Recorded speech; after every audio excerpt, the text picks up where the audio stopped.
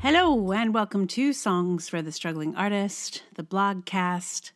This is episode 246. My name is Emily Rainbow Davis, and what happens here is I say a couple things, then I read you the blog, then I say a couple more things, and then there's a song. Thank you for joining me. Today's blog is inspired by Spanish television. I'm sorry. I'm not sorry, but I'm also sorry.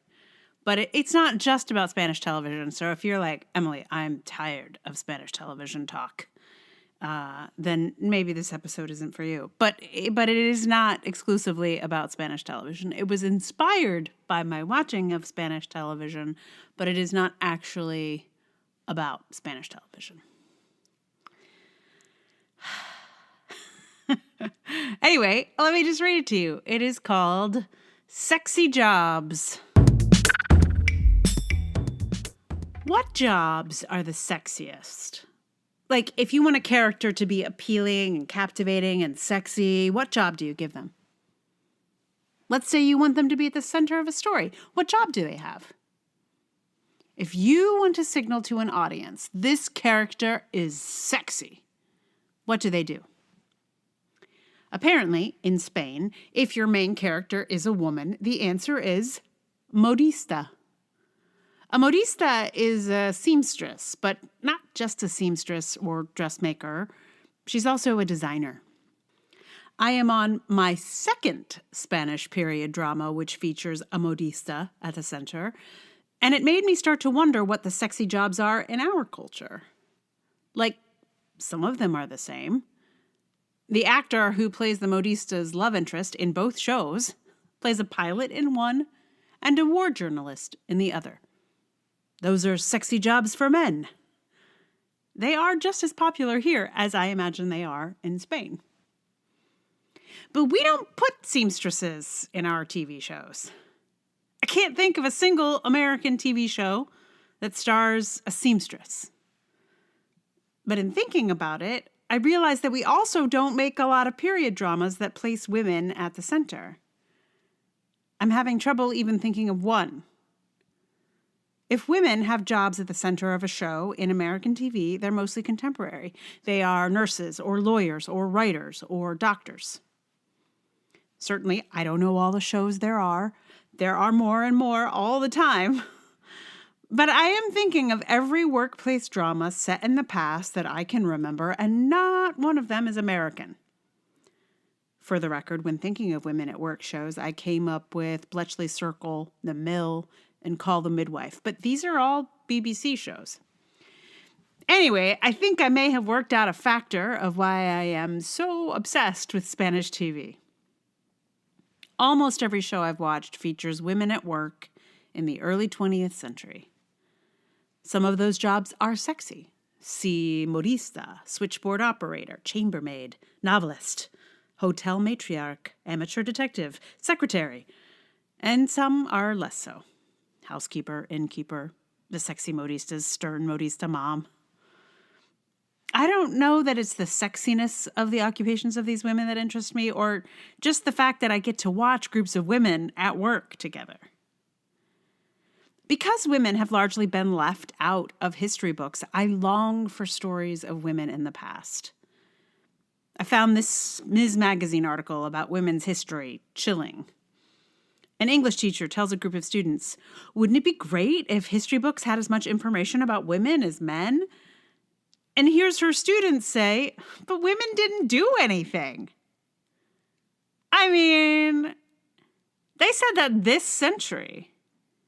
Something like 20 years into this century.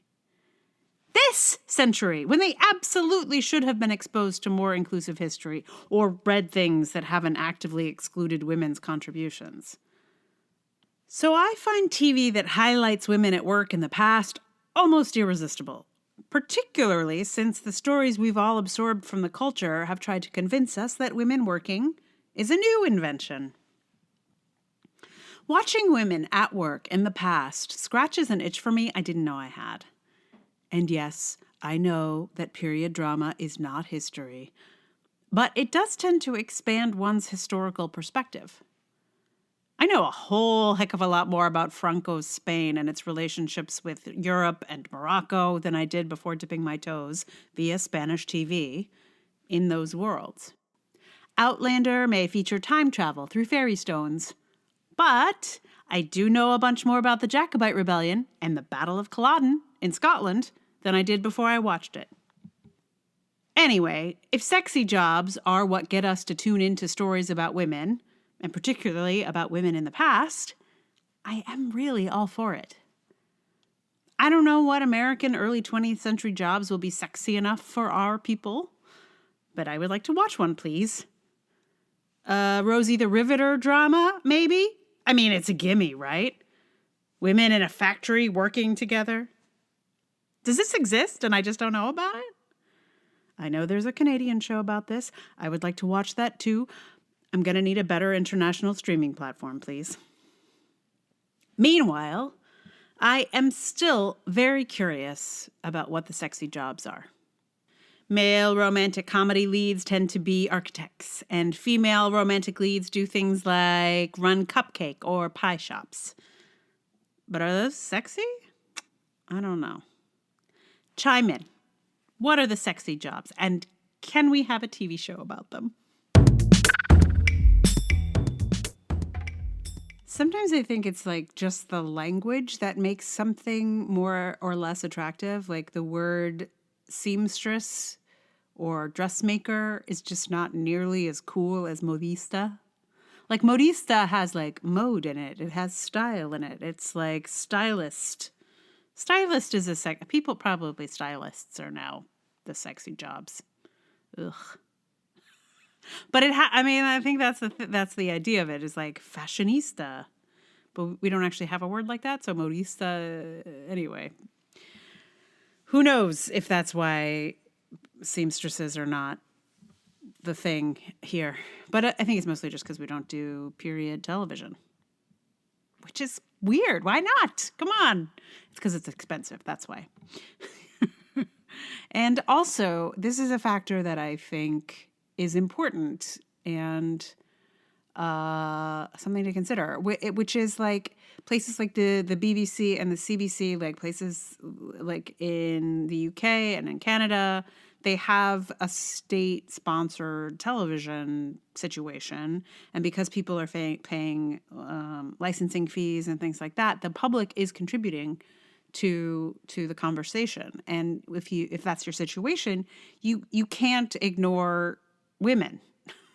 You have to include women's stories in your roster, in your lineup, because you're purporting to tell everyone's story. So you have an obligation to tell women's stories, I think, in those countries. Not this one though. Not yet.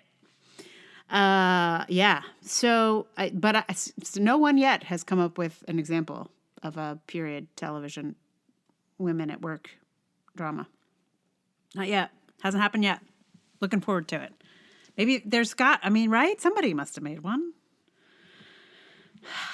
Maybe not. And for the record, the two shows that feature modistas in Spain are Velvet, which I have mentioned before, and El Tiempo Entre Costuras, which is I think on English language channels is called The Time Between, which is a kind of a stupid title. In Spanish, I think it translates directly to The Time Between Seams,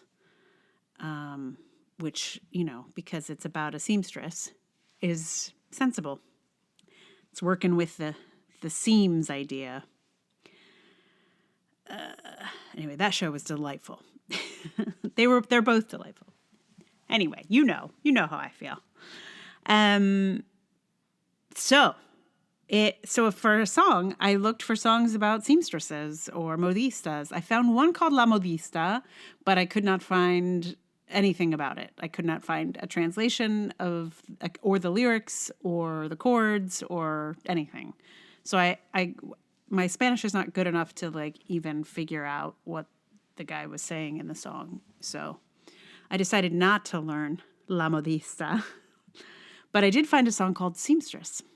And it's actually, I really enjoy the song that I discovered because it's led me down this fun pathway.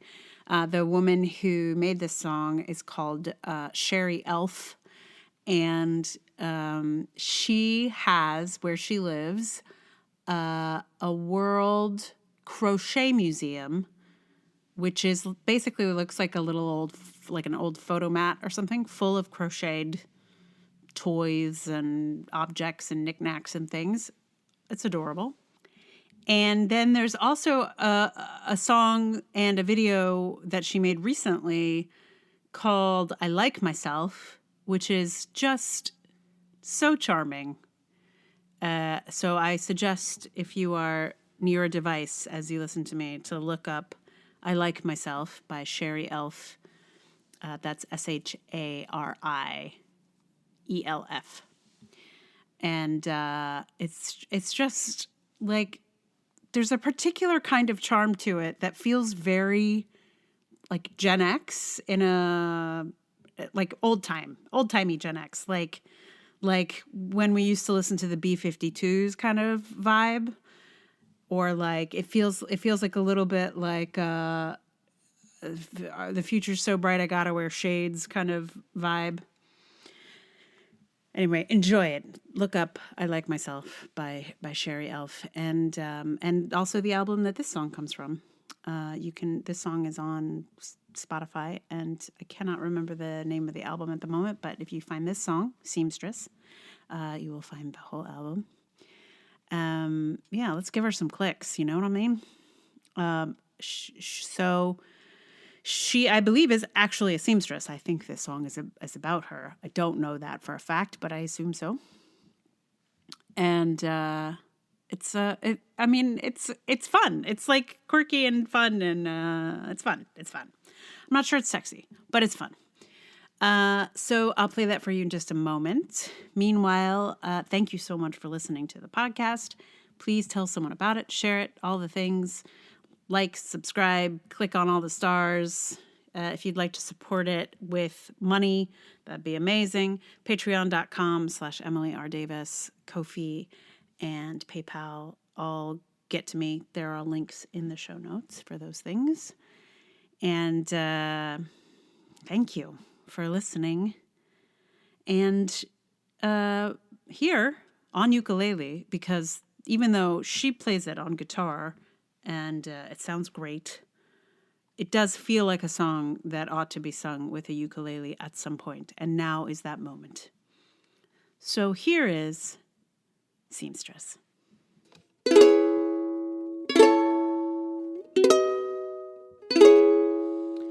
Sitting at her sewing machine, day turns into night. She's the kind of seamstress everybody likes. Hemming pants and dresses, fixing rips and tears, making fancy cushions for some lady's chair. She's your seamstress. She's your seamstress. She's your seamstress. And she's really cheap.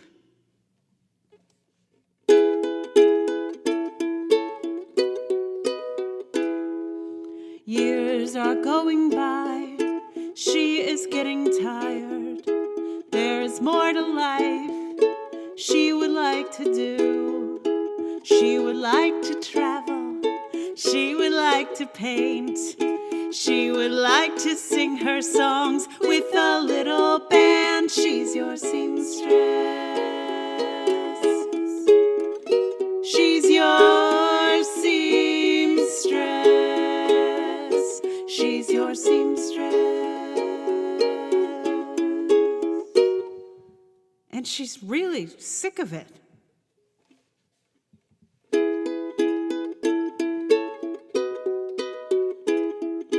She would like to thank you for all the steady work She will miss her customers, except for a couple of jerks. It's lonely at her sewing machine all hours of the day. It's time for her to say goodbye. It's time for her to play. She's not your seamstress.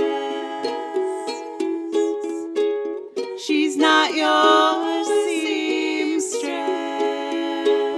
She's not your seamstress. 'Cause she just quit.